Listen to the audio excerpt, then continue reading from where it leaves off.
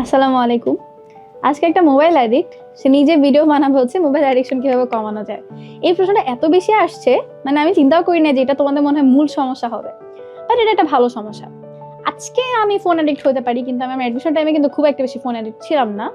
তো phone addiction কিভাবে কমাবো? অ্যাডমিশন টাইমে চান্স মিস করার মূল রিজন থাকে হচ্ছে এটা একটা, যে ফোন অ্যাডিকশন অনেক বেশি। এখন এটার জন্য কি করবা?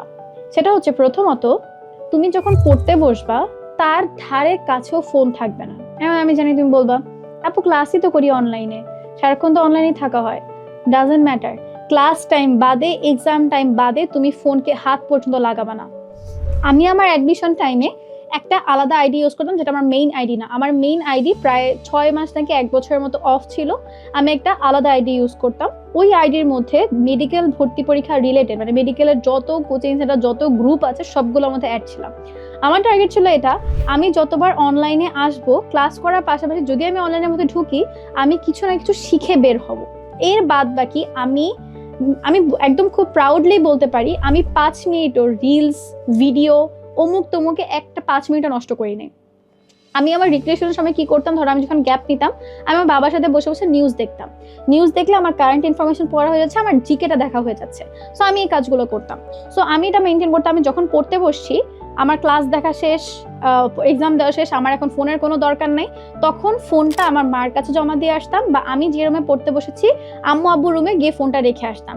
আমার পড়া শেষ হতো, বা আমি পড়ার যখন ব্রেক নিব, ওই ব্রেক নেওয়ার সময় গিয়ে আমি ওনাদের সামনে বসেই 5 মিনিট ফোনটা চালায় তারপর আবার এসে পড়তে বসতাম।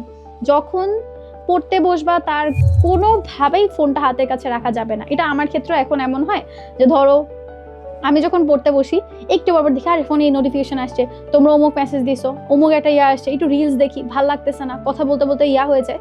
তখন আমার যখন মনে হয় যে আমরা এখন পড়তে বসবো, আমি আমার ফোনটা এখনো দেখা যাচ্ছে যে দূরে কোথাও রেখে দিই, কারণ ফোন কাছে থাকলে আসলেই কনসেন্ট্রেশন আসে না।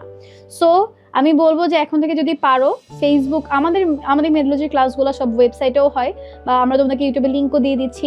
সো তুমি চাইলে এখন থেকেই শুধু টেলিগ্রামের মধ্যে তোমাদের সব মেন্টর থাকে, সব কাজ টেলিগ্রামের মধ্যে হয়ে যাচ্ছে। ফেসবুকে কোনো কাজ নাই, ফেসবুকে একেবারে ঢুকবা না। ফেসবুক, ইনস্টাগ্রাম, ইউটিউব, মানে আচ্ছা ইউটিউবটা থাকুক, এটা লাগে, অনেকগুলো ক্লাস দেখা লাগে। ফেসবুক, ইনস্টাগ্রাম একেবারের জন্যই অফ। অ্যাডমিশনের চান্স না পাওয়ার পর্যন্ত এগুলো খুলবো না।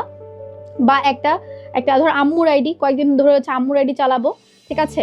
সো ওয়েবসাইটে ক্লাস করবা, টেলিগ্রামে এসে সব প্রবলেম দিবা, ওয়েবসাইটে এক্সাম হয়, সবকিছু ওয়েবসাইটে হয়ে যাচ্ছে, তোমার ফোন ধরা যাতে কোনোভাবে না লাগে, ঠিক আছে?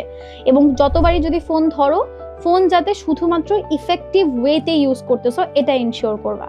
কারণ চান্সটা তোমার, গোলটা তোমার, চান্স তোমাকেই পাইতে হবে।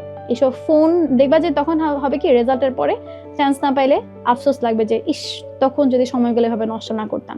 এই আফসোসটা যাতে না থাকে, সেহেতু তোমার এই পুরো টাইমটুকু অনেক ভালোভাবে ইউজ করতে হবে। সো আশা করি আমি এবং তুমি একসাথে হচ্ছে ফোনের অ্যাডিকশন কমাতে পারবো।